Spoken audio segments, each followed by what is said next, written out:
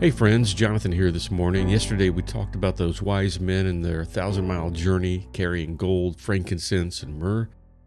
And I've been thinking about something this morning, something that I didn't get a chance to say in the message. The scripture kind of reveals it. Those magi had no idea how their story would end. They saw a star and they just said yes to worshiping the Messiah child before they even knew where the map would lead. They packed their treasures before they knew who they'd meet. They started walking before they had Google Maps or a timeline or a guarantee. They never asked if their gifts would be enough. Can you imagine that conversation? Hey, you think it's appropriate for a king? Should we bring more frankincense? Is 3 gifts too few? Is it going to be enough? Then the usual questions we think of around Christmas time. But there's zero evidence they second-guessed themselves. They just brought what they had. They brought it with joy. And in that custom, exchanging gifts would have been a critical part of just courtesy. But the scripture uses this word that they worshiped him. I wonder how many of us are standing right now paralyzed by the question, is what I have enough? Is my time enough? Is my talent enough? Is my yes big enough to matter? And I want to tell you something that's very important for you to hear. Stop waiting for your gift to feel impressive. The wise men's gifts were extraordinary to us. But you know what really made them matter? They just actually brought them. They surrendered them. Trevor, in the story we told yesterday, got it right at the Christmas pageant. He didn't give what he wished he had.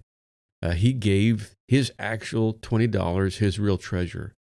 And that 7-year-old understood what we sometimes forget. An imperfect gift that's actually given beats a perfect gift that stays in your imagination. So here's my question for you this morning. What's your $20? What's that thing you keep thinking is so small, so ordinary, and too insignificant to matter? Maybe it's an hour a week you could volunteer, a skill you think isn't spiritual enough, a conversation you've been holding on to, a strength that you think the church doesn't need, a dream you've been sitting on, and that yes that's been holding you back. You know, the opposite of yes is no. What is the yes that you're not offering just yet? Friends, Jesus doesn't need your impressive gifts. He's looking for your availability. He's not waiting for you to have more to give. He's waiting for you to give what you have. Those wise men, they didn't just bring gifts to Jesus. They became a gift on their journey itself. And it was a sense of worship that brought them to their knees. Their yes was the treasure that they offered. So today, what's your yes? Because here's the closing thought.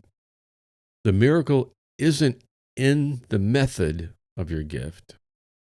The miracle is in the meaning of your yes. Now go be available to God today.